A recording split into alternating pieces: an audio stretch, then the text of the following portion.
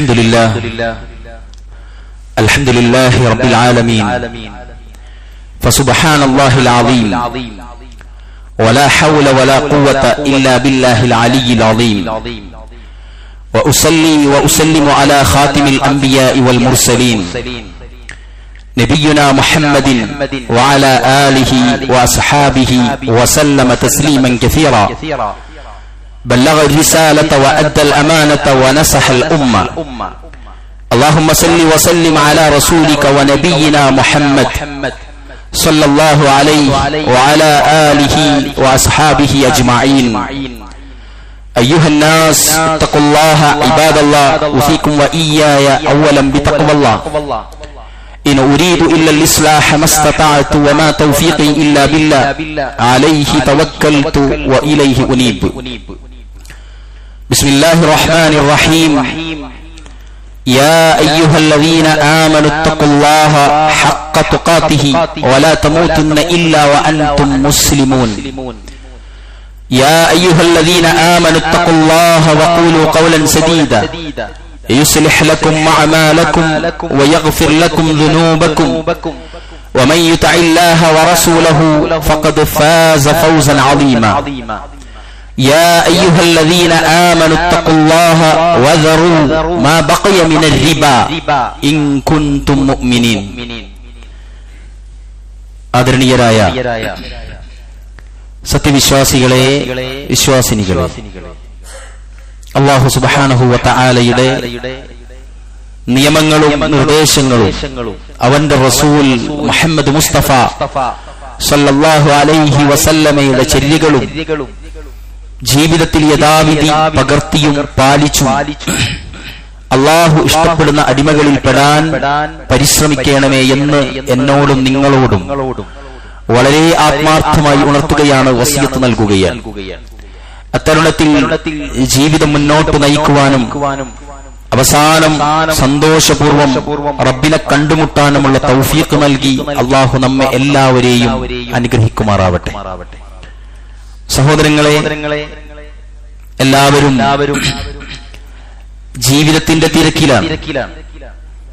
ജീവിതം മെച്ചപ്പെടുത്താനും ജീവിതം സൗകര്യപുരസരം നിലനിർത്താനും വേണ്ടിയിട്ടുള്ള വിശ്രമമില്ലാത്ത ഓട്ടത്തിലാണ് നമ്മൾ എല്ലാവരും ഉള്ളത്. നമുക്കറിയാം, സാമ്പത്തികം എന്ന കാര്യം നമ്മളുടെ ജീവിതവുമായി ഏറ്റവും ഊട്ടപ്പെട്ട് നിൽക്കുന്ന ഒരു കാലഘട്ടത്തിലാണ് നമ്മളുള്ളത്. മുകളിൽ ലൈറ്റ് ഓൺ ആക്കണേ. സഹോദരങ്ങളെ, തീർച്ചയായിട്ടും നമുക്കറിയാം, സമ്പത്ത് എന്നത് നമുക്കൊരു അടിസ്ഥാന ആവശ്യമായിട്ട് മാറിയിരിക്കുന്ന ഒരു കാലഘട്ടം.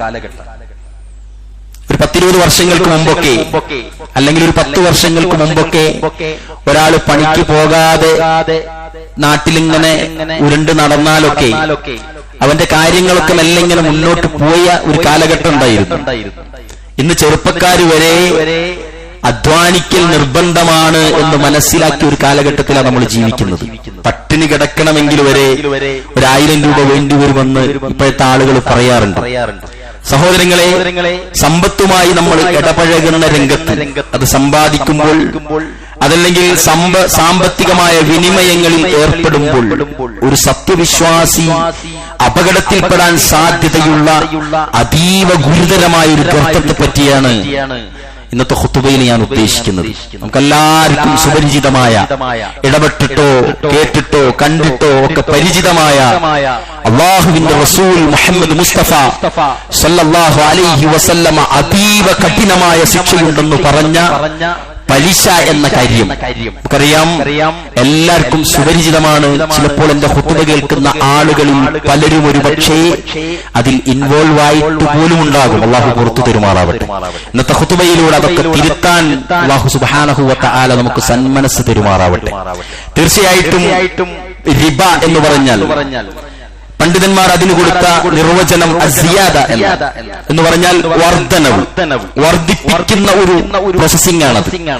അതുകൊണ്ട് തന്നെ അതിന്റെ ഭാഷാർത്ഥം കൈമാറ്റം ചെയ്യപ്പെടുന്ന ഒരേ വർഗത്തിൽപ്പെട്ട 2 വസ്തുക്കളിൽ ഒന്നിൽ വർധനവ് വരുത്തുക, വർധനവിന് പകരമൊന്നും നൽകാതെ വർധനവ് വരുത്തുക. ആ വർധനവിന് മറ്റൊന്നും മറ്റേയാൾക്ക് കിട്ടുന്നില്ല. എന്നാൽ ഒരാൾക്ക് അത് വല്ലാതെ വർദ്ധിച്ചു വരുന്ന ഒരു സിസ്റ്റം, അതാണ് അതിന്റെ സാങ്കേതികമായ ഭാഷ്യം.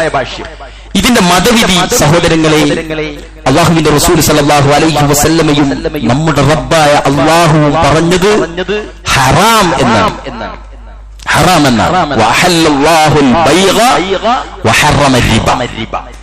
അള്ളാഹു കച്ചവടം അനുവദിക്കുകയും പലിശ നിഷിദ്ധമാക്കുകയും ചെയ്തിട്ടുണ്ട്.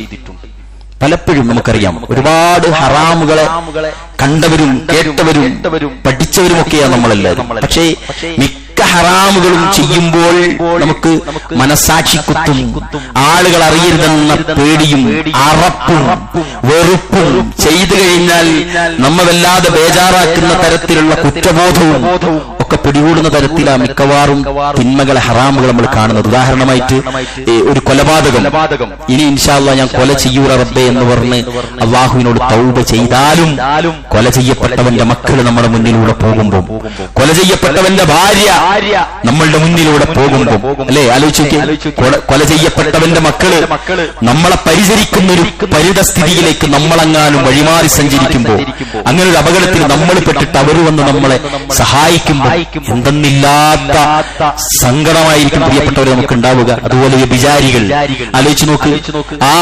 അങ്ങനെയുള്ള ചില തിന്മകൾ നമ്മളെ വല്ലാതെ എന്ത് ചെയ്യും, ഇതൊക്കെ നിർത്തിയാലും നമ്മളെ വേട്ടയാടാറുണ്ട്. പക്ഷെ പലിശ സത്യവിശ്വാസികളെ സംബന്ധിച്ചിടത്തോളം അയാൾക്ക് പ്രയാസമുണ്ട്. അതിന്റെ വിധികൾ ആലോചിച്ചിട്ട് അയാൾക്ക് ആശ്വാസമുണ്ടാവുമെങ്കിലും പ്രിയപ്പെട്ടവരെ, പലപ്പോഴും ആളുകൾ ഒരു കൂസലുമില്ലാതെയാണ് ഇതിലിടപെടാറുള്ളത്. ഞാൻ കഴിഞ്ഞ ആഴ്ച പറഞ്ഞത് വീണ്ടും ആവർത്തിക്കുകയാണ്. എല്ലാവരും നിങ്ങളുടെ ഹൃദയത്തോടാണ് ഇന്നത്തെ ഖുതുബ സംസാരിക്കുന്നത്. എല്ലാവരും എന്താ പറയാ, വളരെ സാഹൂതം ഈ ഖുതുബ കേൾക്കുകയും നമുക്ക് പറ്റിയിട്ടുള്ള അപകടത്തെ പ്രിയപ്പെട്ടവരെ ഇന്നത്തെ അവസരത്തിൽ തിരിച്ചറിയുകയും ചെയ്യുക എന്നതാണ് പ്രധാനമായും എനിക്ക് നിങ്ങളോട് പറയാനുള്ള വസിയത്ത്. അള്ളാഹു നമുക്ക് അതിനുള്ള തൗഫീഖ് നൽകുമാറാവട്ടെ. പരിശുദ്ധ ഖുർആൻ പറഞ്ഞു, യാ അയ്യുഹല്ലദീന ആമനു തഖുല്ലാഹ്. ആരെ വിളിച്ചത്? ആമനു. ആമനു, സത്യവിശ്വാസികളെ എന്ന് വിളിച്ചിട്ടാ പറയുന്നത്. പലിശക്ക് കടം കൊടുക്കുന്ന കാഫിറായ ഒരു മനുഷ്യനെയല്ല, സത്യവിശ്വാസികളെ വിളിച്ചിട്ട് പറയാണ്, ഇത്തഖുല്ലാഹ്, നിങ്ങൾ അല്ലാഹനെ സൂക്ഷിക്കണം കേട്ടോ. വദറൂ മാ ബഖിയ മിനർ റിബ, പലിശ വകയിൽ ബാക്കി കിട്ടാനുള്ളത് വിട്ടുകളയും ചെയ്യുക. വദറൂ മാ ബഖിയ മിനർ റിബ ഇൻ കുൻതും മുഅ്മിനീൻ, നിങ്ങൾ വിശ്വാസികളാണെങ്കിൽ. നാട്ടുകാർ വിശ്വാസി എന്ന് നിങ്ങൾ പറയുന്നുണ്ടെങ്കിൽ, അയാളൊരു മുഅ്മിനാണെന്ന് ആ നാട്ടിന്റെ ഗണത്തിൽ വരുന്നുണ്ടെങ്കിൽ, സഹോദരങ്ങളെ, നിങ്ങൾ റിബയിൽ നിന്ന് വിട്ടുനിൽക്കാനാണ് പരിശുദ്ധ ഖുർആൻ പറയുന്നത്. പലിശ ഇടപാടുകാരന് അതിശക്തമായ ഭീഷണിയാണ് അല്ലാഹു നൽകിയിരിക്കുന്നത്. അല്ലദീന യഅകുലൂന റിബ ലാ യഖൂമൂന ഇല്ലാ കമാ യഖൂമുൽ ലദീ യതഖബ്ബതുഹു അശ്ശൈത്വാനു മിനൽ മസ്. അല്ലാഹുവിന്റെ ഖുർആൻ പറയാണ്, ذلك بأنهم قالوا إنما البيع مثل الربا. അല്ലാഹുവിന്റെ പരിശുദ്ധ ഖുർആൻ പറയുകയാണ്, പലിശ തിന്നുന്നവർ പിശാച് ബാധ ഏറ്റവരെ പോലെ, ആ പിശാച് ബാധ ഏറ്റവർ മറിഞ്ഞു വീഴുന്നവൻ എഴുന്നേൽക്കുന്നത് പോലെയല്ലാതെ എഴുന്നേൽക്കുകയില്ല. കച്ചവടവും പലിശ പോലെ തന്നെയാണ് എന്നവർ പറഞ്ഞതിന്റെ ഫലമായിട്ടാണത് എന്ന് അല്ലാഹുവിന്റെ പരിശുദ്ധ ഖുർആനിലെ സൂറത്ത് ബഖറയിൽ പറയുന്നുണ്ട്. ഞാനിത് പറയുന്നത് വളരെ സരസമായ ഭാഷയിൽ പറയാണ്. മിക്കവാറും പലിശയെ പറ്റി നമ്മൾ കണ്ടിട്ടുണ്ട്. മിക്കവാറും ആളുകൾ ഒരു പക്ഷെ അറിയാതെയോ അറിഞ്ഞോ ഇടപെട്ടിട്ടൊക്കെ ഉണ്ടാകും, അല്ലേ? അല്ലെങ്കിൽ നമുക്ക് അതിൽ ഇടപെട്ട ആളുകളുമായിട്ടൊരു ബന്ധമെങ്കിലും മിനിമം ഉണ്ടാകും. പ്രിയപ്പെട്ടവരെ, ഇത് മാറ്റപ്പെടാത്തത് എന്തുകൊണ്ടെന്നറിയോ? സമൂഹത്തിൽ നിന്ന് ഇത് മാറി സഞ്ചരിച്ചത്. ഉസ്താദ് നിങ്ങൾ പറയുന്ന പോലല്ല, ഇത് ഇല്ലാതെ നടക്കൂല. ലക്ഷക്കണക്കിന് രൂപയുള്ള ആളുകൾ പറയാണ്, ഈ നാട്ടില് ഒരു വാഹനം റെഡി ക്യാഷിൽ കൊടുക്കുമ്പോൾ വലിയ പ്രശ്നമാണ്. GST അടക്കം ഒരു നന്മ ചെയ്യേണ്ടി വരും എന്നുള്ളതാണ് ബേജാറിൽ പറയുന്നത്. വലിയൊരു പൈസ വേറെ കൊടുക്കേണ്ടി വരും. അപ്പൊ സ്വാഭാവികമായിട്ട് നല്ലത് ഇതാണ്. ഭയങ്കര സൂക്ഷ്മതയാണ്. ദുനിയാവിലെ ഭരണാധികാരിയുടെ ശിക്ഷ ഭയന്നിട്ട്, പെനാൽറ്റി ഭയന്നിട്ട്, അള്ളാന്റെ മുന്നിൽ പോയി എത്തിയിട്ട് നരകത്തിലേക്ക് ആപതിക്കാൻ ഇയാൾക്ക് വരുന്നൊരു ന്യായങ്ങൾ ചിന്തിച്ചു. ഖുർആൻ പറഞ്ഞിട്ടുണ്ട്, പിശാച് നിങ്ങൾ ചെയ്യുന്ന അമലിനെ, നിങ്ങൾ ചെയ്യുന്ന പണിയെ മനോഹരമാക്കി കാണിച്ചിരുട്ടോ എന്ന് ഖുർആൻ പറയുന്നുണ്ട്. സഹോദരങ്ങളെ, നമ്മളെല്ലാവരും ശ്രദ്ധിക്കണം. മിക്കവാറും ആളുകൾക്കും ചിലതൊക്കെ പലിശ ആവൂലാലോ എന്ന് സംശയിക്കാനാണ് ഇഷ്ടം, അല്ലേ? അത് പലിശ ആവൂ ഉസ്താദേ, ഇന്നത് പലിശാവോ? ഇന്നതുകൊണ്ടല്ലേ പന്നിമാംസം അത്യാവശ്യത്തിന് ഹലാലാക്കിയിട്ടില്ല ഉസ്താദേ. ഞാനിങ്ങനെ എന്റെ മോളെ കല്യാണത്തിന് ഇതിങ്ങനെ വാങ്ങുന്നുണ്ട്, ഇത് പ്രശ്നമുണ്ടോ? പന്നിമാംസം വരെ നമുക്ക് ഹലാലാക്കിയിട്ടില്ലേന്നോ? ഇതാണ് ഫത്വ. അങ്ങനെ ആളുകൾ ഇടപെടാറുണ്ട്. ഇതുപോലെ നമ്മുടെ വീട്ടിലെ സ്ത്രീകള് കുട്ടികൾ മൂത്രയിച്ചാല് അത് മൂത്രാണോ എന്ന് ചോദിച്ചാൽ ഓർക്ക് എന്താ ഇഷ്ടം? അത് മൂത്ര അല്ല എന്ന് പറയാനാ ഇഷ്ടം, അല്ലേ? എന്താ മൂത്രമാണെങ്കിൽ ഒരുപാട് പണികൾ എടുക്കേണ്ടി വരും. മൂത്രമല്ല എന്ന് പറഞ്ഞാലോ അത് മൂത്രമായിരിക്കില്ല എന്ന് പറഞ്ഞാൽ അതിനങ്ങോട്ട് എന്തെക്കാൻ പറ്റും? സ്കിപ്പ് ചെയ്യാൻ പറ്റും. ഇതുപോലെയാണ് ചില കാര്യങ്ങൾ. ചില ആളുകൾ ചില ബിസിനസ്സിൽ ഷെയർ കൊടുത്തിട്ടും കടം കൊടുത്തിട്ടും പണയം വെച്ചിട്ടൊക്കെ അത് പലിശ ആവോ എന്ന് ചോദിക്കുന്നിടത്തേക്കാണ് ഞാനും നിങ്ങളൊക്കെ ഇന്ന് ജീവിച്ചുകൊണ്ടിരിക്കുന്നത്. അവിടെയാണ് പ്രിയപ്പെട്ടവരെ നമ്മളൊക്കെയും ശ്രദ്ധിക്കേണ്ടത്. അതീവ കഠിനമാണ് ഈ തിന്മയുടെ ശിക്ഷ എന്ന് നമ്മൾ മനസ്സിലാക്കുക. അഥവാ പുനരുദ്ധാന നാളിൽ അവർ അവരുടെ ഖബറുകളിൽ നിന്ന് പൈശാചിക ബാധയുള്ളവർ എഴുന്നേൽക്കുന്നത് പോലെ മാത്രമാണ് എഴുന്നേൽക്കുക എന്ന് അല്ലാഹുവിന്റെ റസൂൽ സ്വല്ലല്ലാഹു അലൈഹി വസല്ലം പഠിപ്പിക്കാൻ. അല്ലാഹുവിന്റെ തിരുദൂതർ സ്വല്ലല്ലാഹു അലൈഹി വസല്ലം പലിശയെ വൻപാപങ്ങളിൽ എണ്ണുകയും പലിശയുമായി ബന്ധപ്പെട്ടവർ ഏതവസ്ഥയിലാണെങ്കിലും അവരെ എല്ലാം ശപിക്കുകയും ചെയ്തിട്ടുണ്ട് മുഹമ്മദ് മുസ്തഫ സ്വല്ലല്ലാഹു അലൈഹി വസല്ലം.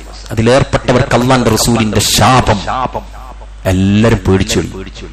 എന്താപ്പ ചെയ്യാൻ? മെനഞ്ഞാന്നാണല്ലോ ഞാൻ വാങ്ങിയത്, തുടങ്ങിയിട്ടല്ലുള്ളൂ എന്നൊക്കെ നമ്മൾ വിചാരിക്കുന്നുണ്ടാവും. പലപ്പോഴും നമ്മളും നമ്മുടെ ഇണകളും ഇതില് പ്രതികളാകുന്നു എന്നത് നമ്മൾ മനസ്സിലാക്കണം. സഹോദരങ്ങളെ, ജാബിർ റളിയല്ലാഹു അൻഹു അദ്ദേഹം ഉദ്ധരിക്കുന്ന ഹദീസിൽ റസൂലുള്ളാഹി സ്വല്ലല്ലാഹു അലൈഹി വസല്ലം ഖാല ലഅന റസൂലുള്ളാഹി സ്വല്ലല്ലാഹു അലൈഹി വസല്ലം ആകിലു റിബ വമൂകിലഹു വകാതിബഹു വശാഹിദൈഹി.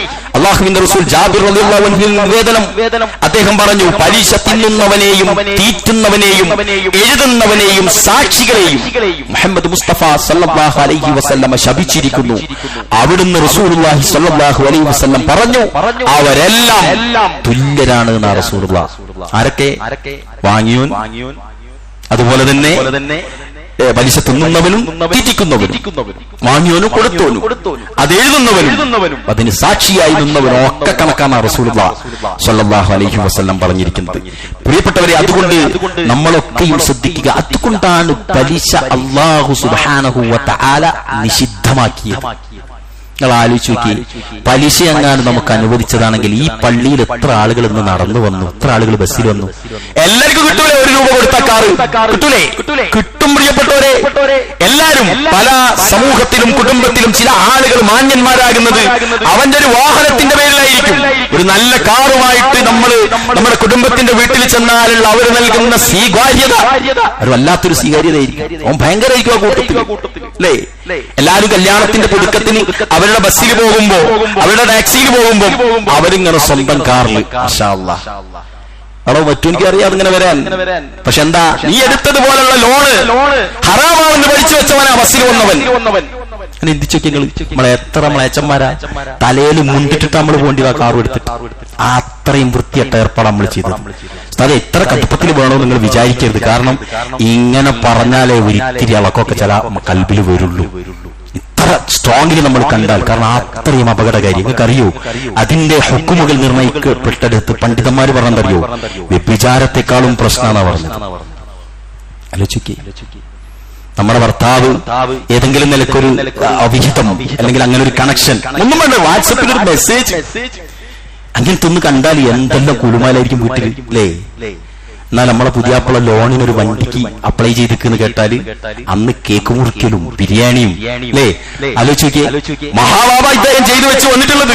സത്യവിശ്വാസിനികാരായ സ്ത്രീകൾക്ക് ഒരു അനക്കവും വരാറില്ല ആ സമയത്ത്. വീട് വലുതാക്കാൻ, വിവാഹം കഴിക്കാൻ, ബിസിനസ്സുകൾ വലുതാക്കാൻ, അല്ലേ? ചില ആളുകൾ വിചാരിക്കും അവിടെ ഇത്ര കൊടുത്താൽ പിന്നെ നമുക്ക് നമ്മളതായി, പിന്നെ ഇങ്ങനെ അടച്ചു കൊടുത്താൽ മതി.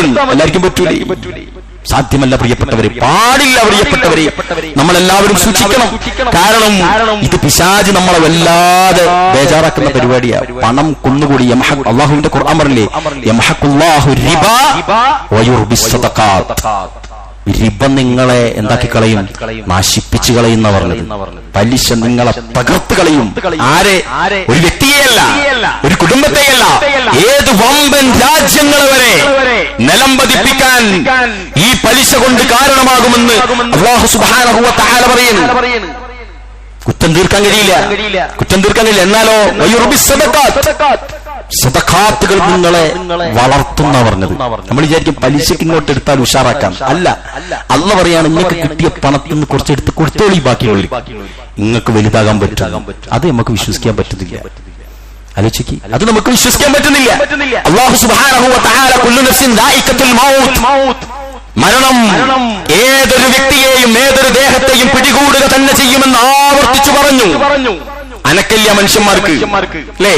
അലി ബനാത്തിന് ഓർമ്മയില്ലേ? ഓസ്ട്രേലിയയിലെ കോടീശ്വരനായ ഒരു അലി ബനാത്ത് കേട്ടിട്ടുണ്ടാവും നിങ്ങൾ? 30 വയസ്സുകാരൻ, 10ഓളം ഫെറാറി കാറുകൾ ഉണ്ടായിരുന്നു. അദ്ദേഹത്തിന്റെ ഒരു ഇത് വായിച്ചപ്പോ കണ്ടത്.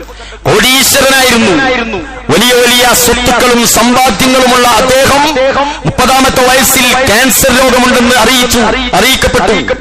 പരിശോധനയിൽ ഡോക്ടേഴ്സ് പറഞ്ഞു 7-8 മാസമേ നിങ്ങൾക്കിനി ലൈഫുള്ളൂ എന്ന്. അദ്ദേഹത്തിന് തിരിച്ചറിവ് വരാൻ തുടങ്ങി.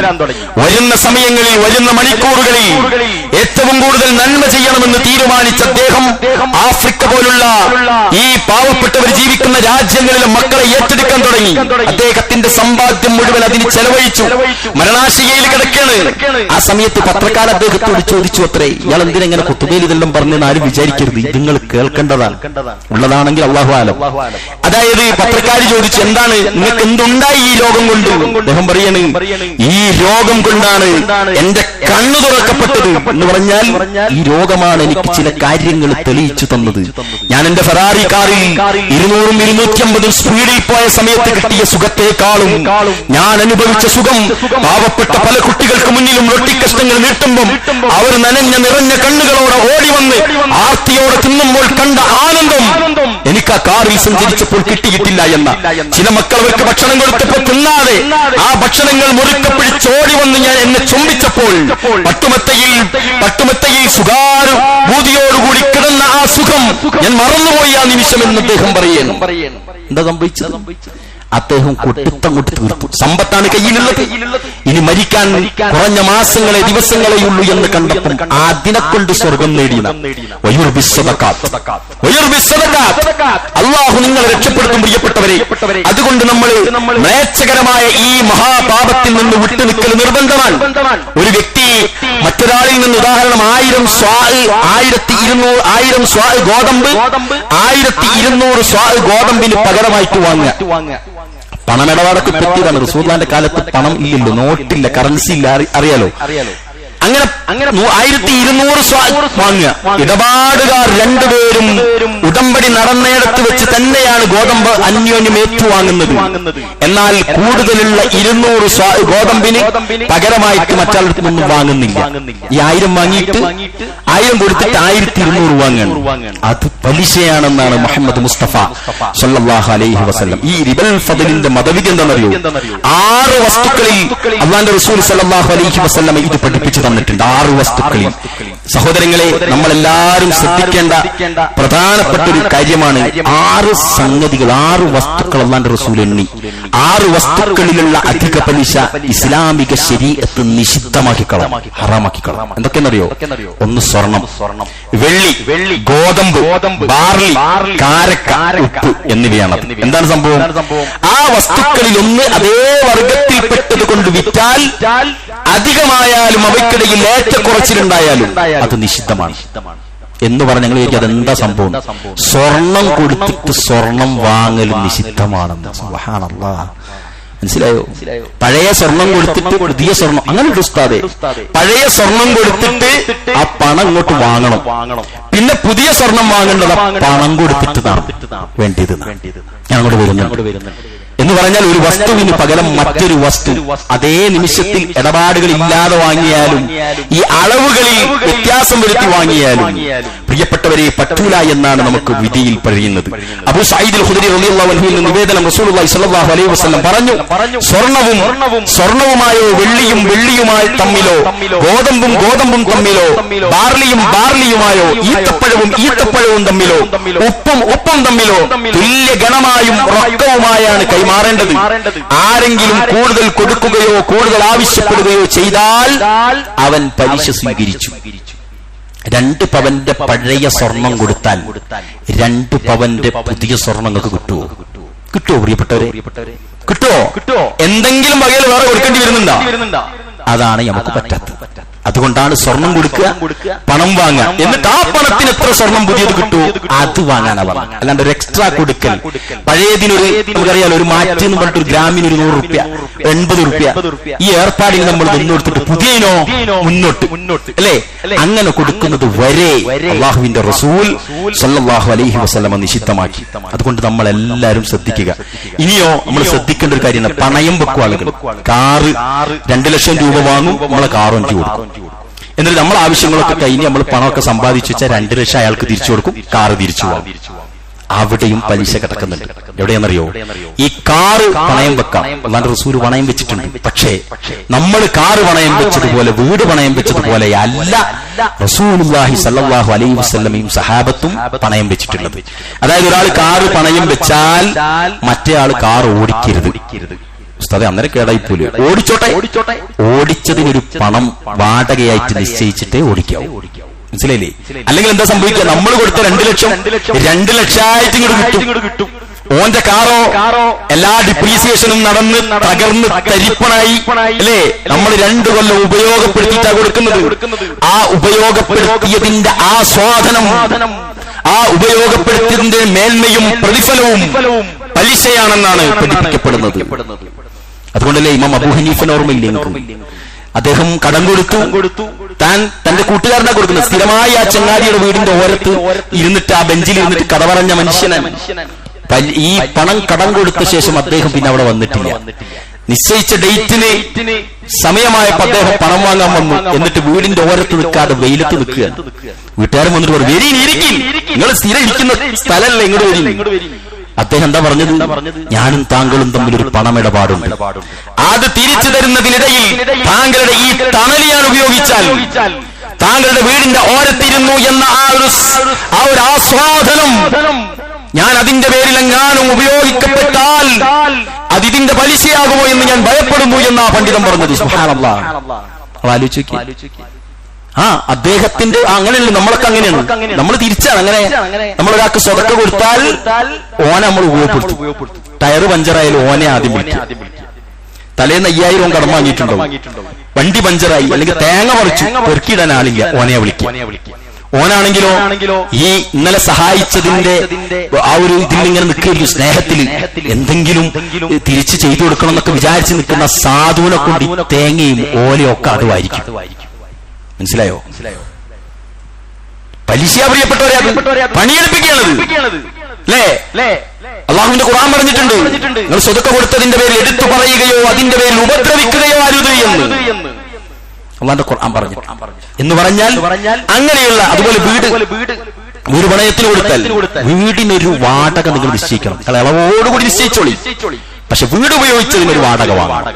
പണയം എന്നത് വീട് പണയത്തിൽ വെക്കാൻ വേണ്ടി മാത്രം, പരിഹാരമായിട്ട്, അതായത് സെക്യൂരിറ്റി ആയിട്ട് വെക്കേണ്ടതാണ്. ഓൻ ഉപയോഗിച്ച സഹോദര, ഇവന്റെ ഫാൻ ഉപയോഗിച്ചതും അവന്റെ ബെഡ് ഉപയോഗിച്ചതും ഒക്കെയും പലിശയുടെ അണത്തിലേക്ക് വരുന്ന. ഇനി ആർക്കെങ്കിലും സംശയമുണ്ടോ? ഇല്ലെങ്കിൽ വിട്ടേക്ക്, ഉണ്ടെങ്കിൽ എന്താവും? നമ്മൾ അങ്ങനെ ചിന്തിച്ചോളി സഹോദരങ്ങളെ. അതുകൊണ്ട് പലിശ കടന്നു വരുന്ന ഇത്തരം ഭാഗങ്ങൾ പലപ്പോഴും നമ്മൾ കരുതാറില്ല. നമ്മളൊക്കെ എന്താ ചെയ്യാന്നറിയോ? അയാള് വാങ്ങിക്കല്ലോ, ഇയാള് വാങ്ങിക്കല്ലോ, മൂപ്പര് മറ്റത് പറ്റുന്നാണല്ലോ പറഞ്ഞത് എന്നൊക്കെ, ഇതൊക്കെ പിടിച്ചിട്ടാണ് നമ്മൾ പലിശ. എന്താ സഹോദരങ്ങൾ, നിങ്ങൾ ആലോചിച്ച് ചില ആളുകൾ സെക്കൻഡ് ഹാൻഡ് വണ്ടികൾ വാങ്ങിയിട്ടും പൊളിഞ്ഞു വീയാറുള്ള പുരക്കുള്ളിലൊക്കെ ഇങ്ങനെ കിടക്കുമ്പോൾ ഓർക്കെന്താ ലോണ് കിട്ടിയിട്ടാണോ? ഓർക്കാ ലോണ് കിട്ടുക പ്രിയപ്പെട്ടവരെ, ഓർക്കാണ് കിട്ടുക. പക്ഷെ അവരെന്താ അതിന് പോകാത്തത്? അതിന്റെ പേരിൽ പ്രശ്നങ്ങൾ ഉണ്ടാകും. നിങ്ങൾ പത്രദ്വാരങ്ങൾ വായിച്ചില്ലേ? ജപ്തി ഭീഷണിയിൽ യുവതികൾ ഇങ്ങനെ പുറത്താക്കപ്പെടുക, എന്നിട്ട് ബസ് സ്റ്റോപ്പിലും ബസ് സ്റ്റാൻഡിലും പാവിരിച്ച് കിടക്കേണ്ടി വരിക. ദുനിയാവില് ആഖിറത്തിലേക്ക് പ്രയാസം തന്നെ വരാൻ പോകുന്നത് അവർ ഏർപ്പാടിൽ ഏർപ്പെട്ടുകൊണ്ട്. അതുകൊണ്ടാണ് പ്രിയപ്പെട്ടവരെ, അതിന്റെ പ്രയാസത്തെ നമ്മൾ കരുതിയിരിക്കേണ്ടതുണ്ട്. 2 ലോകത്തും ഈ 6 വസ്തുക്കളിലെ കൈമാറ്റത്തിൽ പലിശയുടെ കാരണം അളവും തൂക്കവുമാണ്. അതിനാൽ അളക്കപ്പെടുകയും തൂക്കപ്പെടുകയും ചെയ്യപ്പെടുന്ന എല്ലാ വസ്തുക്കളും കൈമാറ്റം ചെയ്യുമ്പോൾ ഏറ്റക്കുറച്ചിൽ വരാൻ പാടില്ല, അത് നിഷിദ്ധമാണ്. അത്ര ഇസ്ലാം പഠിപ്പിച്ചിട്ടുണ്ട്. ഒരുത്തന്റെ അന്യായമായിട്ടൊരു പൊടി പോലും നമ്മുടെ കയ്യിലേക്ക് പരോപകാരമായിട്ട് കടന്നു വരുമ്പോൾ അത് പലിശയാണോ എന്ന് സൂക്ഷിക്കാൻ അള്ളാഹുവിന്റെ റസൂൽ സല്ലല്ലാഹു അലൈഹി വസല്ലം പഠിപ്പിച്ചു. ഇനി അവധി പലിശ, പകരമാക്കപ്പെടുന്ന രണ്ട് വസ്തുക്കളിൽ ഒന്നിൽ കൊടുത്തു തീർക്കുവാൻ കൂടുതൽ അവധി ലഭിക്കുന്നതിന് പകരമായി വസ്തുവിൽ വർധനവുണ്ടാക്കി അവധി ലഭിക്കുന്നതിന് പകരം വസ്തുവിൽ അധികം ഉണ്ടാക്കുക. അത് എന്താണ്? ആ രണ്ട് വർഗങ്ങൾ തമ്മിലുള്ള കൈമാറ്റ കച്ചവടത്തിൽ ഏറ്റുവാങ്ങുന്നവന് റൊക്കമല്ലാതെ ബന്ധിപ്പിക്കുന്നതും പ്രശ്നം.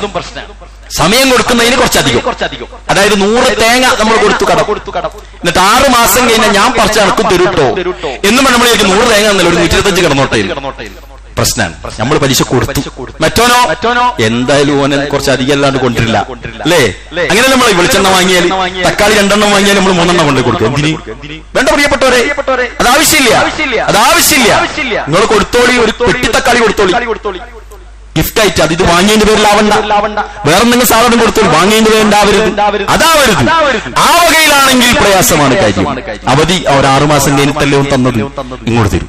ചില ആളുകൾ പൊന്നു വാങ്ങും, കഴിഞ്ഞ കൊല്ലം വാങ്ങിയതേക്കും. നമ്മളിപ്പോ എന്താ കണക്കൂട്ടുക? കഴിഞ്ഞ കൊല്ലം 45,000 റുപ്യായിരുന്നു, ഇപ്പൊ 60,000 റുപ്യായി. അങ്ങനെ കണക്കൂട്ടിയിട്ട് ഒന്നുകിൽ അതിന് കണക്കായിട്ട് അങ്ങോട്ട് വരിക. എങ്ങനെ? പൈസയാണെങ്കിൽ അങ്ങനെ വാങ്ങും, അല്ലെങ്കിൽ പൊന്നാണെങ്കിൽ എന്ത് ചെയ്യും? കുറച്ചധികം കൊടുത്തേക്കാം എന്നിടത്തേക്ക് മറ്റാള് കൊടുക്കരുത്, വാങ്ങാനും പാടില്ല. പ്രിയപ്പെട്ടവരെ, അതൊക്കെയും ആ ഗണത്തിലേക്ക് വരും. വളരെ അപകടകരമാണ്. നമ്മുടെ വിഷയം വളരെ ഗൗരവത്തിൽ ചിന്തിക്കേണ്ടതുമാണ്. റസൂലുള്ളാഹി സ്വല്ലല്ലാഹു അലൈഹി വസല്ലമ അത്രയും ഗൗരവത്തിലാണ് പറഞ്ഞത്. എന്താ പറഞ്ഞത്? അല്ലാഹുവിന്റെ റസൂല് ഒരുപാട് നിയമങ്ങൾ അതുമായി ബന്ധപ്പെട്ട് പറഞ്ഞു. അബൂ സഈദ് അൽ ഖുദരി റളിയല്ലാഹു അൻഹുവിൽ നിന്ന് നിവേദനം, റസൂലുള്ളാഹി സ്വല്ലല്ലാഹു അലൈഹി വസല്ലം പറഞ്ഞു, സ്വർണ്ണത്തെക്കുറിച്ചും വെള്ളിയെക്കുറിച്ചും പറഞ്ഞ ശേഷം പ്രവാചകൻ പറയുകയാണ്, സ്വർണവും വെള്ളിയും റൊക്കവും അവധിയുമായി നിങ്ങൾ കൈമാറ്റം നടത്തരുത്. സ്വർണം കൊടുത്തിട്ട് വെള്ളി, അതേപോലെ തന്നെ അവധി വെച്ചിട്ട് ഇപ്പൊ വേണ്ട, അന്ന് വരുമ്പോ ഇത്ര തന്നാ മതി എന്ന നിലയ്ക്ക്. മറ്റൊരു നിവേദനത്തിൽ റസൂൽ പറയാണ്, റൊക്കമായതിൽ യാതൊരു കുഴപ്പവുമില്ല, അവധി വെച്ചതവിടെ പലിശയായിട്ട് മാറും. നാം മുസ്ലിം ഉദ്ധരിക്കുന്ന ഹദീസിൽ പ്രവാചകൻ പറയാം. ഇനിയോ പലിശ നൽകുന്ന പ്രശ്നങ്ങളുടെ ചില രൂപങ്ങൾ പണ്ഡിതന്മാർ പഠിപ്പിച്ചു.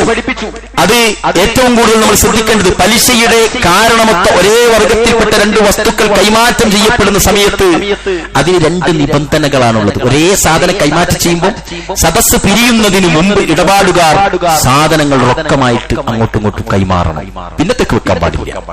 രണ്ടാമത്തേത്, മതപരമായ അനുപാതത്തിൽ അളക്കപ്പെടുന്നത് അളന്നുകൊണ്ടും തൂക്കപ്പെടുന്നത് തൂക്കിക്കൊണ്ടും ഒരേ അളവിലും തൂക്കത്തിലുമായിരിക്കും. ഇതെന്താണോ ഈ പലിശയുമായി ബന്ധപ്പെട്ട് അറബി മസലയെ മലയാളീകരിക്കുമ്പോൾ നമുക്കിപ്പോ ഇത്രയും മനസ്സിലാവുള്ളൂ. നമ്മളിവിടെ ഉപയോഗിക്കുന്ന സാധനം ചിലപ്പോൾ സ്വർണ്ണാവൂല, വെള്ളിയാവൂല. നേരത്തെ എണ്ണിയിട്ടുള്ള പ്രവാചകന്റെ കാലത്തുള്ള ഭക്ഷണ വസ്തു, അടിസ്ഥാന ഭക്ഷണം, അന്ന് അവിടെ അരിയല്ലായിരുന്നു, അറിയാലോ, ബജറയും ഗോതമ്പും ചോളവും ഈത്തപ്പഴമൊക്കെ ആയിരുന്നു അവിടുത്തെ ഭക്ഷണം. അങ്ങനെയുള്ള വ്യത്യാസങ്ങൾ നിങ്ങൾ മാറ്റി നിർത്തിയിട്ടാണ് ഇത് മനസ്സിലാക്കേണ്ടത്. എന്നാൽ നേരത്തെ എണ്ണിയിട്ടുള്ള ഈ 6 ഇനങ്ങളിൽ ഒരേ വർഗത്തിൽ പെടാത്തവ അന്യോന്യം കൈമാറ്റം ചെയ്യപ്പെടുമ്പോൾ അതിന് ഷർത്തും റസൂലുള്ളാഹി സ്വല്ലല്ലാഹു അലൈഹി വസല്ലം വെച്ചിട്ടുണ്ട്.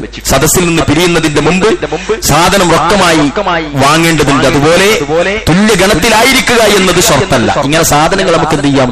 അങ്ങനെ വാങ്ങാമെന്ന് പ്രവാചകൻ സല്ലല്ലാഹു അലൈഹി വസല്ലം അനുവദിച്ചു തന്നിട്ടുണ്ട്. ഇനി സഹോദരങ്ങളെ, നമ്മളൊക്കെയും ശ്രദ്ധിക്കേണ്ടത് ഏതാനും കച്ചവട രീതികളും മതവിധികളും പലപ്പോഴും ആളുകൾക്ക് ഇപ്പൊ ഖുതുബ കഴിഞ്ഞാൽ ഇൻഷാ അല്ലാഹ് സംശയമുള്ളവർക്ക് വരാം. പക്ഷെ പലപ്പോഴും ആളുകൾക്ക് ഇനിയും കുറെ സംശയം.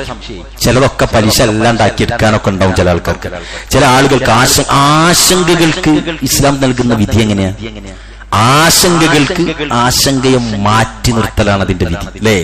സംശയമുള്ളതിനെ അങ്ങോട്ട് മാറ്റി പിടിക്കുക. നമ്മൾ ആലോചിക്കുക. അത്തരുണത്തിൽ പ്രിയപ്പെട്ടവരെ, അതിനെന്ത് ചെയ്യേണ്ട? അത് മറ്റേതായിരിക്കും. ഇപ്പൊ നമ്മുടെ നാട്ടിൽ വിധത്തൊക്കെ നടക്കുന്നില്ലേ, എന്താ നല്ലതല്ലേ എന്നൊക്കെ പറഞ്ഞിട്ട് നടത്തുമ്പോൾ നമുക്ക് ചെയ്യേണ്ടി വരും. അങ്ങനെയല്ല, അല്ലാഹുവിന്റെ റസൂൽ സല്ലല്ലാഹു അലൈഹി വസല്ലമ പറഞ്ഞിരിക്കുന്ന ജാഗ്രത അവിടെ ആവശ്യമുണ്ട് എന്ന് മനസ്സിലാക്കുക. 100 ഗ്രാം സ്വർണം 100 ഗ്രാം സ്വർണവുമായി കൈമാറ്റം ചെയ്തു. 1 മാസത്തിന് ശേഷം തരാമെന്ന അടിസ്ഥാനത്തിൽ ഇത് ഹറാമും പലിശയുമാകും. 100 ഗ്രാം സ്വർണം 100 ഗ്രാം സ്വർണവുമായി കൈമാറ്റം ചെയ്തു. ആ 1 മാസം കഴിഞ്ഞിട്ട് തരാമെന്ന അടിസ്ഥാനത്തിൽ. കാരണം ഇടപാടുകാർ സദസ്സിൽ വെച്ച് എന്ത് ചെയ്യുന്നില്ല? സാധനം റൊക്കമായിട്ട് വാങ്ങുന്നില്ല. അതായത് 100 ഗ്രാം സ്വർണം ഞാൻ ഒരാളോട് വാങ്ങി, അയാൾക്ക് തിരിച്ച് 100 ഗ്രാം സ്വർണം കൊടുക്കും. എപ്പം? 1 മാസത്തിന് ശേഷം. അത് പറ്റൂല. നേരെ മറിച്ച് അവിടെ എന്ത് വേണം? അവിടെ റൊക്കമായി ഈ സദസ്സിൽ വെച്ച് സാധനം ഏറ്റുവാങ്ങുന്നില്ല എന്ന് മാത്രമല്ല, നിങ്ങൾ വിചാരിക്കും അതെന്താ വിഷയം എന്ന് ഞാൻ പറഞ്ഞുതരാം. നമ്മൾ ചില സ്വർണ്ണക്കടകളിൽ എന്ത് ചെയ്യും? പഴയ പൊന്നൊക്കെ കൊണ്ടു കൊടുക്കും. 2 പവനുണ്ട്, 2 പവൻ കൊടുത്തു അല്ലെ. കുറെ കാലം കഴിഞ്ഞാൽ 2 ടൈപ്പാണ്. ചില ആളുകൾ മാസത്തിൽ ഒരു ഫിക്സഡ് ഇങ്ങനെ വാങ്ങും. ഹറാം ഹറാം മാസത്തിൽ ഇങ്ങനെ ഫിക്സഡ് ഇങ്ങനെ വാങ്ങും. അപ്പൊ ചില ആളുകൾ ഇപ്പൊ അതിനെ പിന്നെയും ന്യായീകരിച്ചിട്ടുണ്ട്. ഇപ്പൊ തൽക്കാലം ഫിക്സഡ് ആണ്. കൊല്ലത്തിൽ എന്ത് ചെയ്യുന്നുണ്ട് അവര്? കണക്കൂട്ടിട്ട് കുറച്ച് തരും, തിരിച്ചു വാങ്ങാറില്ല. ആർക്കെങ്കിലും അനുഭവം ഉണ്ടോ? നിങ്ങൾക്ക് തന്നതിൽ ലേശം അധികമായി പോയിട്ടുണ്ട്, നിങ്ങൾ തിരിച്ചു തരണം, ഞങ്ങൾ നഷ്ടത്തിലാന്ന് പറഞ്ഞിട്ട് വാങ്ങിയിട്ടുണ്ടോ? ആരും വാങ്ങിയിട്ടുണ്ടാവില്ല, വാങ്ങൂല. അതൊരു മാനക്കേട് പോലെ അവരെന്ത് ചെയ്യും? അത് കൈകാര്യം ചെയ്യും. നമ്മുടെ സ്വർണം ഇങ്ങനെ വളർന്നു വരും. നമ്മുടെ കണ്ണിന്റെ മുന്നിൽ ഏറ്റവും നല്ല എക്സാമ്പിളാ പ്രിയപ്പെട്ടവർ ഈ സ്വർണം. അബൂബക്കർ സിദ്ദീഖൊക്കെ അതിനെ പേടിച്ചതാണ്. തന്റെ കുട്ടികൾ സ്വർണത്തിന് വേണ്ടി പറഞ്ഞപ്പം സ്വർണത്തിന് റസൂലുള്ളാഹി സ്വല്ലല്ലാഹു അലൈഹി വസല്ലം അബൂബക്കർ സിദ്ദീഖ് ഒരു പ്രോത്സാഹനം കൊടുക്കാത്ത എന്തുകൊണ്ടാണെന്നറിയോ? അമ്പിച്ച അപകടകാരിയാണ് എന്ന് പറഞ്ഞാൽ നമ്മൾ പെടാനുള്ള സാധ്യതകളുണ്ട്. ഇതൊക്കെ കുറെ ഉള്ളവർ പെട്ടുകിടക്കുകയാണ്. ഇത് കാത്തും കൊടുക്കാൻ കഴിയുന്നില്ല, ഇടാനും കഴിയുന്നില്ല, ആൾക്കാർ കടം വാങ്ങുമെന്നുള്ള പേര് ഉറങ്ങാൻ കഴിയുന്നില്ല അല്ലേ. ലോക്കറിൽ ഇട്ടാൽ അതിന്റെ പൈസ കൊടുക്കണം. എല്ലായിടത്തും പ്രശ്നങ്ങളായിട്ട് കിടക്കണം എന്ന് പറഞ്ഞാൽ അത് സഹായിയാണ്, സ്വത്താണ്. അത് വേണ്ടാന്നോ, അത് നല്ലതല്ല ഒന്നുമല്ല ഞാൻ പറയുന്നത്, അതൊക്കെ ആവശ്യമാണ്. പക്ഷേ ഇത്തരം കാര്യങ്ങളിൽ അങ്ങനെയുള്ള ആളുകൾ പെടാനുള്ള സാധ്യത കൂടുതലാണ്. 1 കിലോ ഗോതമ്പ് കൊണ്ട് 1 കിലോ ബാർലി വാങ്ങിച്ചു. വർഗം വ്യത്യാസമായതിനാൽ ഇത് അനുവദനീയമാണ്. സദസ്സിൽ വെച്ച് അന്യോന്യം കൈമാറ്റം ചെയ്യണം. അത് ചെയ്യുന്ന സമയത്ത് സ്പോട്ടിൽ എന്ത് ചെയ്യണം? ആ ബാർട്ടർ സിസ്റ്റം അവിടെ നടപ്പിലാക്കണം. ഒരു ആടിനെ നൽകി 50 കിലോ ഗോതമ്പ് വാങ്ങിയാൽ അത് നിരുപാധികം അനുവദനീയമാണ്. സദസ്സിൽ വെച്ച് അന്യോന്യം കൈകൊണ്ടാലും ഇല്ലെങ്കിൽ $100 $110 വിറ്റാൽ അത് അനുവദനീയമല്ല, അത് ഹറാമായി. ഇനിയോ ഒന്നോ അതിൽ കൂടുതലോ മാസത്തിന് ശേഷം $1200 തിരിച്ചു തരാമെന്ന നിലക്ക് $1000 കടം വാങ്ങി. ഇതാണല്ലോ ഇപ്പൊ നടക്കുന്നത് അല്ലേ. ഒരു കൊല്ലത്തെ അവധിയിലേക്ക് നമ്മൾ എന്ത് ചെയ്യും? അണ്ണാച്ചി എന്നൊക്കെ നമ്മൾ പറയാം നമ്മുടെ നാട്ടിൽ. അവരെ പലിശ കൊടുക്കുന്ന ടീം അവരോട് എന്ത് ചെയ്യും? നമ്മൾ വാങ്ങും. ഒരു കൊല്ലം കൊണ്ട് 10,000 വാങ്ങും, 15,000 കൊടുക്കാന്നുള്ള കണ്ടീഷൻ. പ്രിയപ്പെട്ടവരെ, എത്ര ഗതികെട്ടാലും ചിന്തിച്ചു നോക്ക്. മോഷ്ടിക്കുക എന്നുള്ളത് നമുക്ക് എത്ര അറപ്പാ. ഈ സാമ്പത്തിക ടൈറ്റുള്ളവന് ഗതികെട്ടിട്ട് എവിടുന്നെങ്കിലും മോഷ്ടിച്ചിനോ? എത്ര സാധനം മോഷ്ടിക്കാൻ പറ്റുമോ? എത്ര എളുപ്പമാണ് പ്രിയപ്പെട്ടവരെ. പഴയ സ്ക്രാപ്പായിട്ടിട്ട സാധനം വരെ ആ വീട്ടുകാരൻ അറിയാണ്ട് എടുത്തുകൊണ്ട് വിറ്റൂടെ? അതിന് നമ്മുടെ ലജ്ജ സമ്മതിക്കാറില്ല, നമ്മളെ ഈമാൻ ചിലപ്പോൾ സമ്മതിക്കാറില്ല. പക്ഷെ പലിശക്ക് ഒരു കൂസലുമില്ല. ഞാൻ കഴിഞ്ഞ കുത്തുകളിൽ കുറച്ചു ഭാഗം പറഞ്ഞു. കടം വാങ്ങുന്നതിന് നമുക്ക് വലിയ പ്രതിസന്ധിയാണ്. എങ്ങനെ അവനോട് വാങ്ങുക? ഓന്റെ മുന്നിൽ ഇങ്ങനെ വലിയ കാറും കുപ്പായും ഒക്കെ ഇട്ട് പോകുന്ന ഞാനിപ്പോ ഒരു 2000 രൂപ ചോദിക്കുക, വലിയ പ്രതിസന്ധി. ആളുകളിൽ പറയും ഇയാൾ ഇങ്ങനെ 1000 2000 ഇങ്ങനെ വാങ്ങാണ് നല്ലത്. ഞാൻ നേരത്തെ പറഞ്ഞില്ലേ, അതുമായി ബന്ധപ്പെട്ട് ഇൻഷാ അല്ലാഹ് മറ്റൊരു ഖുതുബയിൽ വരാനുണ്ട്. എന്ന് പറഞ്ഞാൽ ഇത് പലിശയിലേക്ക് ഇടപെടുന്നതാണ് ഒരു എളുപ്പം പോലെ. ആരും അറിയില്ല. ഒരാളും വളരെ സ്വകാര്യ നല്ലൊരു ബിസിനസ്സാണ് അവിടെ നടക്കുന്നത്. എന്താണ് കൊണ്ടുപോകുന്നത് പ്രിയപ്പെട്ടവരെ? നമ്മളുടെ മുതലുകളിൽ ഹറാമ് കയറി വരികയാണ്. എന്താ സംഭവിക്കുന്നത് നിങ്ങൾക്കറിയോ? ഒന്നാമത്തെ കണ്ടീഷൻ, റബ്ബങ്ങോട്ട് അകലും. നമ്മളുടെ അള്ളാഹു തന്ന സെക്യൂരിറ്റി അള്ളാഹു എടുത്തു കളയും. അള്ളാഹുവിനോട് നമ്മൾ എന്ത് ദുആ ചെയ്താലും വഇദാ സഅലക ഇബാദി അന്നി ഫഇന്നി ഖരീബുന അല്ലാഹു പറഞ്ഞത്, നിങ്ങളോട് ചോദിച്ചോളൂ, ഞാനിത് അടുത്തുണ്ട്. പക്ഷേ ഉജീബു ദഅവത ദാഇ ഇദാ ദഅൻ ഫല്യസ്തജീബു ലി വൽയുമിനൂ ബി. 2 കണ്ടീഷൻ പറഞ്ഞാണ്. എന്തായിരിക്കണം? ഞാൻ സ്വീകരിക്കും നിങ്ങളുടെ പ്രാർത്ഥന എല്ലാം, ഞാൻ നിങ്ങളെ തൊട്ടടുത്തുണ്ട്. പക്ഷെ നിങ്ങൾ മുഅ്മിനായിരിക്കണം, നിങ്ങൾ സൽസ്വഭാവിയായിരിക്കണം, നിങ്ങൾ നേരെയായിരിക്കണം, എന്നെ അനുസരിച്ച ആളായിരിക്കണം.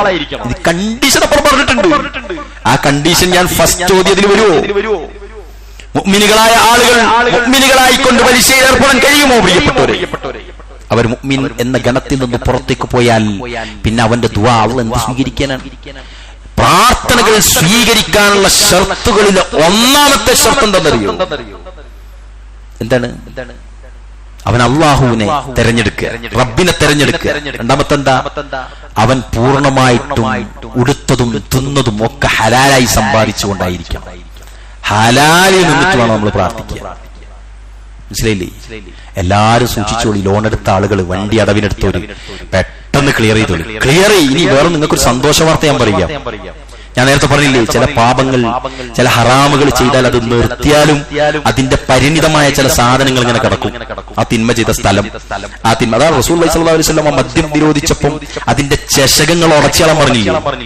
ആ ഗ്ലാസും ആ പാത്രവും ആ ഹോട്ടലും ആ ടേബിളും കണ്ടാൽ ചിലപ്പോൾ ഒന്നുകൂടി ഒഴിക്കാൻ തോന്നും. ഇത് ഞാൻ പണ്ട് ഒഴിച്ചതായിരുന്നു എന്നൊക്കെ പറഞ്ഞ് ഷോക്കേസിലൊക്കെ വെച്ച ആൾക്കാരുണ്ടാവും ചിലപ്പോൾ. അതടക്കം പൊളിക്കാൻ അവർ എന്താ? അതിന്റെ സ്മെല്ല്, അതിന്റെ ഒരു ലാഞ്ചന പോലും പിന്നെ ആ വിശ്വാസം വിശ്വാസിക്ക് വരാൻ പാടില്ല. എന്നാൽ പ്രിയപ്പെട്ടവരെ, നിങ്ങൾക്കറിയൂ മറ്റു ചില പാപങ്ങളൊക്കെ എന്താ? നമ്മൾ പോയ തെരുവും, നമ്മൾ കിടന്ന ലോഡ്ജും, നമ്മൾ ഓടിച്ച വാഹനവും, നമ്മൾ പോയ വീടും, നമ്മൾ കയറിയ ഫ്ലാറ്റും ഒക്കെ ഇങ്ങനെ കിടക്കുമ്പം ഈമാനോടുകൂടി ആ പാപത്തിൽ നിന്ന് വരുന്നവനെ വറപ്പിക്കും പടച്ചോൻ ഇങ്ങനെ എല്ലാ കൊല്ലവും. അതാ ചില പാപത്തെ നിങ്ങൾ അടുക്കല്ലേന്ന് അള്ളാഹുവിന്റെ ഖുർആനിലൂടെ അള്ളാഹ് പറഞ്ഞത്. നിങ്ങൾ ആലോചിച്ച് നോക്കിയേ, എന്താണ്? നേരത്തെ അലിബനാത്ത് ആ ഒരു സംഗതി സൂചിപ്പിക്കുന്നുണ്ട്. അല്ലാഹു സുബ്ഹാനഹു വ തആല ആവർത്തിച്ച് കുല്ലു നഫ്സിൻ ദാഇഖത്തുൽ മൗത്ത്, മരണമടുത്തുണ്ട് എന്ന് പറഞ്ഞപ്പോൾ ഒന്നും ശ്രദ്ധിച്ചിട്ടില്ലായിരുന്നു.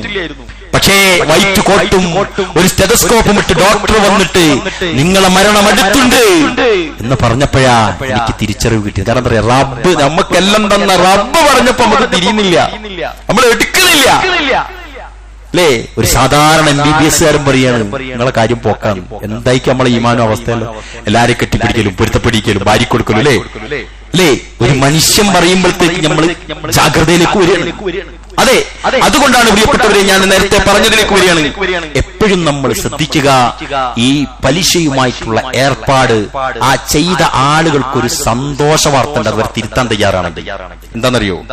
അള്ളാന്റെ ഖുർആൻ പറയാണ്, നിങ്ങൾ പലിശയിൽ നിന്ന് ഒന്ന് അടുത്തിരുന്നേ, നിങ്ങൾ പലിശയിൽ നിന്ന് മോചിക്കപ്പെട്ടാൽ, നിർത്തിയാൽ, നിങ്ങൾ അതുവരെ തിന്നത് നിങ്ങൾ കൊടുക്കണ്ട. മാഷാ അല്ലാഹ്, നമ്മൾ ആലോചിച്ച് നോക്കി, നമ്മൾ അതുവരെ വാങ്ങിയ പലിശ നിങ്ങൾ എടുത്തു പുറത്തു കൊടുക്കണ്ട, അതുവരെ കൊടുത്തോളുന്നതിൽ എന്ത് ചെയ്യണ്ട, തുടരുകയും വേണ്ട. ഒറ്റ ബ്രേക്കിൽ അത് നിന്നു. എന്ത് വലിയ ഓഫറാത്! നേരെ മറിച്ച് ഇന്നൊരാൾ പലിശയിൽ നിന്ന് ആ പലിശന്റെ പരിപാടിയൊക്കെ ഞാൻ നിർത്തി എന്ന് പറഞ്ഞാൽ അയാൾക്ക് ഉറങ്ങാൻ കഴിയുമോ? എത്ര എണ്ണം തിന്നിട്ടുണ്ടാവും, അക്കൗണ്ടിലേക്ക് ഇങ്ങനെ വരുന്നുണ്ടാവില്ലേ അല്ലേ? എത്ര ആളുകളുടെ അടവ് ഇങ്ങനെ വരുന്നുണ്ടാവും, എത്ര തിന്നിട്ടുണ്ടാവും, കണക്കുണ്ടാവും ചില ആൾക്കാരുടെ. ഒന്നും ചെയ്യണ്ട, വന്നത് തിരിച്ചും കൊടുക്കണ്ട, കൊടുക്കാനുള്ളത് തുടരുകയും വേണ്ട. അങ്ങനെ ബ്രേക്ക് ചെയ്യാനുള്ളൊരു ആശ്വാസകരമായിട്ടുള്ള വമ്പിച്ച സന്തോഷം വരുത്തുന്ന ഒരു രൂപം ഇത് നിർത്താൻ തീരുമാനിക്കുന്ന ആളുകൾക്ക് അള്ളാഹ് കൊടുത്തിട്ടുണ്ട്. അപ്പൊ നമുക്കൊരു പിടുത്തം കിട്ടി. ഇനി വൈകിക്കരുത് പ്രിയപ്പെട്ടവരെ, നമ്മൾ അതുമായിട്ട് ബന്ധപ്പെട്ട് എന്താണോ വേണ്ടത്. നിങ്ങൾ അറിയോ, ഒരു വാഹനത്തിന് ഒരു വലിയ അടവുണ്ട് എന്ന് വെച്ചാൽ 4 ചക്രമുള്ള ഒരു വാഹനമായാൽ മതി പ്രിയപ്പെട്ടവരെ, വഴിയിൽ തങ്ങാത്തത്. എന്തിനാണ് ഈ വലിയ സാധനം കൊണ്ടിടക്കുന്നത്? അത് കൊടുത്തിട്ട് കടം വീട്ട്, എന്നിട്ടൊരു യൂസ്ഡ് കാർ വാങ്ങൂ, ഒരു ചെറുത് വാങ്ങൂ, പലിശയിൽ നിന്ന് മുക്തനാവൂ. ഇതല്ലാതെ ഈ വാഹനത്തിൽ കയറിയിട്ട് സുബ്ഹാനല്ലദീ സഖറ ലനാ ഹാദാ എന്ന് പ്രാർത്ഥിച്ചിട്ട് ആര് കേൾക്കാനാ പ്രിയപ്പെട്ടവരെ? ആലോചിക്കും. ലോൺ എടുത്തിട്ട് പഠിക്കാൻ വിടും, എന്റെ മോനിക്ക് ഫുൾ മാർക്ക് കിട്ടണേ എന്ന് നമ്മൾ പ്രാർത്ഥിക്കും. എവിടുന്നാ അള്ളാഹ് സ്വീകരിക്കുക? എന്നിട്ട് ജയിക്കുന്നുണ്ടല്ലോ ഉസ്താദേ, ജയിക്കും. അവിശ്വാസികൾ ജയിക്കാറുണ്ട് ഇല്ലേ? അള്ളാഹുവിനെ നിഷേധിച്ചവർക്ക് അള്ളാഹു വായുവും വെള്ളവും കൊടുക്കാറുണ്ട് ഇല്ലേ? അവർ എക്സാമിൽ റാങ്ക് വാങ്ങാറുണ്ട് ഇല്ലേ? അവർ പരീക്ഷയിലല്ലേ? അതെ, അത് അള്ളാന്റെ കാരുണ്യമാണോ? നിനക്കുള്ളത് വേറെ വെച്ചിട്ടുണ്ടോ പരലോകത്ത്? നമുക്കുള്ളത് അവിടെ വരും. ഒരു ഉപകാരവും ഉണ്ടാവില്ല അങ്ങനെയുള്ള വിജ്ഞാനം എടുത്താൽ, ഒരു ഉപകാരവും. അങ്ങനെ ചിന്തിക്കാൻ നമുക്ക് കഴിയണം. ചിന്തിച്ചോക്കെ, പലിശയിൽ നിന്ന് പരിപൂർണ്ണ മുക്തനായി നിങ്ങൾക്കറിയുന്ന ഒരു കൂട്ടുകാരന്റെ അടുത്ത് പോകൂ. നിനക്ക് എന്തെങ്കിലും പ്രശ്നം ഉണ്ടോന്ന് വെച്ചോക്കെ, ഒരു പ്രശ്നവും ഉണ്ടാവില്ല, ഒരു പ്രശ്നവും ഉണ്ടാവില്ല. അവന്റെ കാർ യൂസ്ഡ് ആയിരിക്കും, അവന്റെ കാർ അല്പം ചെറുതായിരിക്കും, അവന്റെ വീട് ആനുവലി പെയിന്റിംഗ് ഒന്നും ചെയ്യാറുണ്ടാവില്ല, അവൻ കൺട്രോൾഡ് ആയിരിക്കും, സക്കാത്ത് കൊടുക്കുന്നുണ്ടാകും, ഉണ്ടാകും പ്രിയപ്പെട്ടവരെ. ഈ പലിശക്കാരാ, നീ സക്കാത്ത് പോലും കൊടുത്തിട്ടുണ്ടാവില്ല. അറിയില്ലേ നിങ്ങൾക്ക്? പലിശ സാർവത്രികമായി വിതരണം ചെയ്യുന്ന ഒരു പലിശക്കാരനോടാ ചോദിക്കുന്നത്, നീ ആർക്കെങ്കിലും സ്വതക്ക കൊടുത്തിട്ടുണ്ടോ ഇന്നുവരെ? ആരെങ്കിലും കടത്തിന് വന്നിട്ട് പലിശയില്ലാതെ കടം കൊടുത്തിട്ടുണ്ടോ ഇന്നുവരെ? കൊടുക്കൂല. ഓന് 2000, ആരെങ്കിലും ഒരു 2000 റുപ്യ കടന്നെടുത്ത് വെച്ചാൽ 2000 പറഞ്ഞാൽ സാധാരണ 2400 അതിന് വാങ്ങാറുള്ളത് എന്ന് അവനോട് പറഞ്ഞു പോകും. മനസ്സിലായില്ലേ? അതുകൊണ്ട് പ്രിയപ്പെട്ടവരെ സൂക്ഷിക്കുക നമ്മളെല്ലാവരും. നിങ്ങൾ അറിയുമോ, അമ്പരചുംബികളായ സൗധങ്ങളും ആയിരക്കണക്കിന് ആളുകൾ കടന്നു വരുന്ന സ്ഥാപനങ്ങളും നിർമ്മിക്കാൻ ചിലപ്പോൾ നിങ്ങൾക്ക് ലോൺ കിട്ടിയേക്കും. അങ്ങനെ എല്ലാവർക്കും കിട്ടും പ്രിയപ്പെട്ടവരെ. അങ്ങനെയല്ല നീ സമ്പാദിക്കേണ്ടത്. അള്ളാഹുവിന്റെ റസൂല് ഫജറിന്റെ കാര്യം പറഞ്ഞില്ലേ? ഫജറിന്റെ ധന്യതയും സുബഹിന്റെ ധന്യതയും പറഞ്ഞപ്പോ അള്ളാഹുവിന്റെ റസൂലിന്റെ സദസ്സിലുള്ള ഒരു കച്ചവടക്കാരൻ അയാളുടെ സ്റ്റാഫുകളെ വിളിച്ചിട്ട് പറഞ്ഞു, നമ്മളെ കച്ചവടത്തിന്റെ ടൈം മാറ്റിയിട്ടുണ്ട്, സുബഹിക്കാക്കിയിട്ടുണ്ട് എന്ന് പറഞ്ഞു. കുറച്ച് കാലം കഴിഞ്ഞിട്ട് റസൂലിന്റെ അടുക്കലേക്ക് വരികയാണ്, അള്ളാന്റെ റസൂല്, എന്റെ സമ്പാദ്യം വെക്കാൻ എനിക്ക് സ്ഥലമില്ല, ഞാൻ എന്താ ചെയ്യേണ്ടത് എത്ര സുഖം, ഒരു ലോണും വേണ്ട പ്രിയപ്പെട്ട, ഉറങ്ങാൻ കഴിയും. നമ്മള് ഐഡിയോളജിയുള്ള ഭയങ്കര ബിസിനസ്മാൻ ആയിരിക്കും, MBA കാരനായിരിക്കും, ഭയങ്കര സംഭവമായിരിക്കും. നീ എങ്ങാനും നിന്റെ വീട്ടിലെ ഫ്രിഡ്ജിൽ നിന്നൊരു ഇലക്ട്രിക് ഷോട്ട് മരണപ്പെട്ടാൽ ആരടക്കുമോ നിന്നെ? നിന്റെ പലിശ ആരടക്കും? അലേക്ക് നിങ്ങൾ ആ പലിശക്കാരനായി നീ മരണപ്പെട്ടാൽ മുകളിൽ മണ്ണിന്റെ മുകളിൽ ജീവിക്കുന്ന നിന്റെ കുടുംബക്കാർക്ക് അതൊരു വലിയ ബാധ്യതയായാൽ എന്റെ ഖബറിന്റെ അവസ്ഥ എന്തായിരിക്കും? നിങ്ങൾ ആലോചിക്കും. നമ്മളിങ്ങനെ കാൽക്കുലേറ്റ് ചെയ്യും. വരുമാനം 30,000 കിട്ടുന്നുണ്ട്, 20,000 അടവിലേക്ക് പോയാൽ മതി, 10,000 5,000 സ്റ്റാഫിന് 5,000 പോരേക്കും. ഓക്കെയാണ്, മാത്തമാറ്റിക്സ് റെഡി ആയിരിക്കും. പക്ഷേ എത്ര കാലം നീ ഉണ്ടാകും? ഗ്യാരണ്ടി ഉണ്ടോ? ആ സ്ഥാപനം അവിടെ ഉണ്ടാകും, ആ സ്ഥാപനത്തിന്റെ ആളുകൾ നിന്നെ തെരഞ്ഞു വരും. പക്ഷെ നീ ഉണ്ടാകുമോ? ആലോചിക്കും നമ്മൾ. അതുകൊണ്ട് ഒരു കാലത്തും ഒരു കാരണവശാലും പ്രിയപ്പെട്ടവരെ, അള്ളാഹുവിന്റെ റസൂലിന്റെ കൂടെ ജീവിച്ചൊരു സഹാബി ഓർമ്മയില്ലേ? പള്ളിയിൽ വന്നിട്ട് ഇരിക്കുക ചെയ്തത് പണില്ല. അയാൾക്ക് എന്താ ലോൺ എടുത്തുകൂടായിരുന്നോ? പള്ളിയിൽ വന്നിട്ട് ഇരുന്ന് കരയാണ്, അള്ളാന്റെ റസൂലെ കുറെ കടമുണ്ട്, ബേജാറാണ് കാര്യം. ആർക്കെങ്കിലും സാധിച്ചിട്ടുണ്ടോ? ഇന്ന് വരെ ആർക്കെങ്കിലും തോന്നിയിട്ടുണ്ട്? ഇന്ന് വരെ രാത്രിയത്തേക്ക് ഒരു 15,000 രൂപ വേണം, അസറിൽ നിന്ന് പള്ളിയിൽ ഇരുന്നിട്ട് ഒരു 15 മിനിറ്റ് അള്ളാനോടൊന്ന് പറഞ്ഞാലോന്ന് ഇന്ന് വരെ എന്റെ ഖുത്ബ കേട്ട് ആർക്കെങ്കിലും തോന്നിയിട്ടുണ്ടോ? അത് നമുക്ക് ഓപ്ഷൻ ഇല്ല. ഏത് പ്രശ്നം വന്നാലും നേരെ നമ്മൾ ലോണിലേക്ക് അല്ലേ? നിങ്ങൾ ആലോചിച്ച്, കേസുകൾ വന്നാൽ നേരെ കോടതിയിലേക്ക്. സഹോദര, ഏറ്റവും വലിയ കോടതി അള്ളാന്റെ കോടതിയാണ്. ആർക്കെങ്കിലും ചിന്തിച്ചിട്ടുണ്ടോ? അങ്ങനെ ആർക്കെങ്കിലും അങ്ങനെ തീരുമാനിക്കാൻ സാധിച്ചിട്ടുണ്ടോ? അതുകൊണ്ട് പലിശയുമായി ജീവിക്കുന്ന പ്രിയപ്പെട്ട സഹോദരങ്ങളെ ആത്മാർത്ഥമായിട്ട് പറയാണ്, നമ്മുടെ മുന്നിൽ കുറെ പാവങ്ങളില്ലേ? അവര് പാവങ്ങളാകാനുള്ള പ്രധാന കാരണം നമ്മൾ വാങ്ങുന്ന പലിശ അവർ വാങ്ങാത്തത് കൊണ്ടാണ്. വലിയൊരു ശതമാനം ആളുകൾ അല്ലേ? നിങ്ങൾ ആലോചിക്കുക. ഫീസ് റെഡി ടൈമിൽ കൊണ്ടുതരുന്ന രക്ഷിതാവിന് നമുക്ക് സ്നേഹമായിരിക്കും. റെഡി ടൈമിൽ ഫീസ് തരാത്ത മനുഷ്യനെ പറ്റി നമുക്കൊരു ചെറിയ മോശം അഭിപ്രായമുണ്ടാകും. എന്താ കാരണം? മറ്റേയാൾ പലിശയിലായിരിക്കും. ഞാൻ എല്ലാരെ കൊണ്ടല്ലോ പറയുന്നത്, പലിശക്കാരെ കൊണ്ടാണ് ഞാൻ പറയുന്നത്. മറ്റും കൊണ്ടുതരാൻ കഴിയാത്ത എന്തുകൊണ്ടാ? ഓന്റെ ഹലാലായ സമ്പാദ്യം നിങ്ങളുടെ ഫീസിനേക്കായിട്ടില്ല. അങ്ങനെ ചിന്തിക്കാറുണ്ടോ നമ്മൾ ആരെങ്കിലും? അതുകൊണ്ട് ആലോചിക്കുക. ബാർഗെയിൻ ചെയ്യും ചില ആളുകൾ. സാധനം ഓൻ എന്നും ബാർഗെയിൻ. ഞാൻ കണ്ടില്ലേ വളരെ ഓക്കെ ആയിട്ട് ഭാര്യ കൊടുക്കുന്നു. ഇയാളെ വരുമാനം പോക്കായിരിക്കും. മറ്റും സൂക്ഷിച്ച് നല്ലത് മാത്രം സമ്പാദിച്ച് ചെലവാക്കുന്നവനായിരിക്കും. ഓനിക്കൊരു കൺട്രോൾ ഉണ്ടാകും. ഉസ്താദെ, ആകെ കുടുങ്ങിയിട്ടുള്ളത് എന്താ ഇനി ചെയ്യുക? ആലോചിച്ചോളി ഇരുന്നിട്ട് മരിക്കുന്നതിന്റെ മുമ്പ് പലിശക്കാരനല്ലാതാവാൻ നമ്മൾ പരിശ്രമിക്കുക. അള്ളാഹു തൗഫീഖ് നൽകട്ടെ.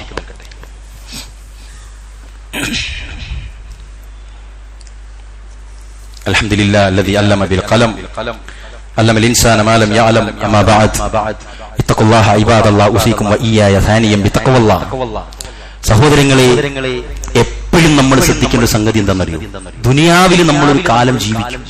നിങ്ങൾക്ക് 60 കൊല്ലം ജീവിക്കുന്ന ഉറപ്പുണ്ടെങ്കിൽ ഉറപ്പിച്ചോളി. 60 കൊല്ലം ജീവിക്കുന്ന കുട്ടിക്ക്. പക്ഷേ ഈ 60 കൊല്ലം ജീവിച്ചിട്ടൊരു വിശ്വാസിയായിട്ടാണ് നമ്മൾ ജീവിക്കുന്നത്. എന്താണ് നിങ്ങളെ നാളെ പരലോകത്ത് രക്ഷപ്പെടുത്തുക? നിങ്ങളുടെ ഏത് അമലാണ്? ഒരു പണ്ഡിതൻ പറയാണ്, അദ്ദേഹത്തിന്റെ ഒരു ക്ലാസ്സിൽ അദ്ദേഹത്തിന്റെ കിതാബിൽ അത് രേഖപ്പെടുത്തിയിട്ടുണ്ട്. ലാ തദ്രി മല്ലദീ യുൻജീക്, എന്താണ് നിങ്ങളെ രക്ഷപ്പെടുത്തുക എന്ന് നിങ്ങൾക്കറിയില്ല. ശക്തംറൻ, ഒരുപക്ഷേ ദാനമായി കൊടുത്തൊരു ഈത്തപ്പഴമായിരിക്കും നാളെ നിങ്ങളെ രക്ഷപ്പെടുത്തുക. അദ്ദേഹത്തിന്റെ വാക്കാണ്, വല്ലാത്ത വരികളാണ്. അദ്ദേഹം പറയണേ, കലിമതൻ ത്വയ്യിബ, അല്ലെങ്കിൽ ഒരു നല്ല വാക്കായിരിക്കും നിങ്ങളെ പരലോകത്ത് രക്ഷപ്പെടുത്തുക. നിങ്ങളുടെ ഒരു വാചകം, നിങ്ങളുടെ ഒരു ദഅവ, നിങ്ങളുടെ ഒരു ഉപദേശമായിരിക്കും. എന്നിട്ട് പറയണേ, തസ്ബീഹതൻ, സുബ്ഹാനല്ലാഹ് ആയിരിക്കും. ഒരു സുബ്ഹാനല്ലാഹ് ആയിരിക്കും ചിലപ്പോൾ നിങ്ങളെ രക്ഷപ്പെടുത്തുക. കാരണം നന്മയും തിന്മയും ഇങ്ങനെ തൂക്കി ബറാബറാണ്. ഒരു സുബ്ഹാനല്ലാഹ് അധികം. സുബ്ഹാനല്ലാഹ് ആലോചിക്കേ, അതിന്റെ പേരിൽ മറിഞ്ഞു വീഴുകയാണ് സ്വർഗത്തിലേക്ക്. രക്ഷപ്പെടണേ. ഒരു 2 മണി തൂക്കം അങ്ങോട്ട് കൂടി. അദ്ദേഹം പറയണേ, ചിലപ്പോൾ ലാ ഇലാഹ ഇല്ലല്ലാഹ് ആയിരിക്കും നിങ്ങളെ നാളെ രക്ഷപ്പെടുത്തുക. സ്വലാത്തൻ റകഅതൈനി ഫീ ജൗഫിൽ ലൈൽ, രാത്രിയിലെ 2 റക്അത്ത് നമസ്കാരമായിരിക്കും ചിലപ്പോൾ നിങ്ങളെ രക്ഷപ്പെടുത്തുക. വീണ്ടും അദ്ദേഹം തംസഹ റഅസൽ യതീം, ഒരു അനാഥ കുട്ടിയെ തലോടിയതായിരിക്കും ഒരുപക്ഷെ നിങ്ങളെ രക്ഷപ്പെടുത്തിയിട്ടുണ്ടാവുക. എന്നിട്ട് പറഞ്ഞു, വതുതൈമുൽ മിസ്കീൻ, പാവപ്പെട്ട ആൾക്ക് ഭക്ഷണം കൊടുത്തതായിരിക്കും. രക്ഷപ്പെടുത്താനുള്ള കാരണമാകുക ബിറുൽ വാലിദൈൻ, മാതാപിതാക്കളോട് നല്ല രീതിയിൽ പെരുമാറി എന്നതായിരിക്കും നിങ്ങളെ നാളെ രക്ഷപ്പെടുത്തുക. തുഖബ്ബിലു ഉമ്മക വഅബാക വതുഖബ്ബിലു റഅസ വാലിദിക വവാലിദതിക ഔ യദഹാ. അദ്ദേഹം പറയുന്നു, ഉമ്മാക്കും ബാപ്പാക്കും സ്നേഹത്തോടെ കൊടുത്ത ഉമ്മയായിരിക്കും, ഒരു കിസ്സായിരിക്കും പരലോകത്ത് നിങ്ങളെ രക്ഷപ്പെടുത്തുക. അല്ലെങ്കിൽ നിങ്ങളുടെ ഉമ്മയുടെ കയ്യോ അതുപോലെ തലയോ ചുംബിച്ചതായിരിക്കും നിങ്ങളെ പരലോകത്ത് രക്ഷപ്പെടുത്തുക. നമുക്കറിയില്ല കൂട്ടരെ, ഈ കാര്യങ്ങളൊക്കെ നരകത്തിൽ നിന്ന് രക്ഷപ്പെടാൻ ലഅല്ല ഹാദിഹി തകുൻ സബബ ഫീ നജാതിക മിനൻ നാർ, ഈ കാര്യങ്ങളിൽ ഏതെങ്കിലുമൊക്കെ ആയിരിക്കും നമ്മളെ രക്ഷപ്പെടുത്തുക. ഏതായിരിക്കുമെന്ന് നമുക്കറിയില്ല എന്ന് അദ്ദേഹം പറയുകയും, എന്നിട്ട് അദ്ദേഹത്തിന്റെ ഒരു ഉപദേശമുണ്ട്,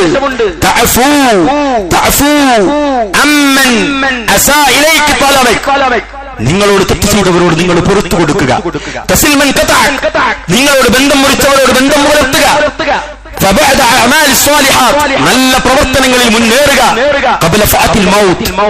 മരണം വരുന്നതിന്റെ മുമ്പ്. എത്ര എന്താ പറയാ, എത്ര വൈകാരികമായ വരികളാ ആലോചിച്ച്.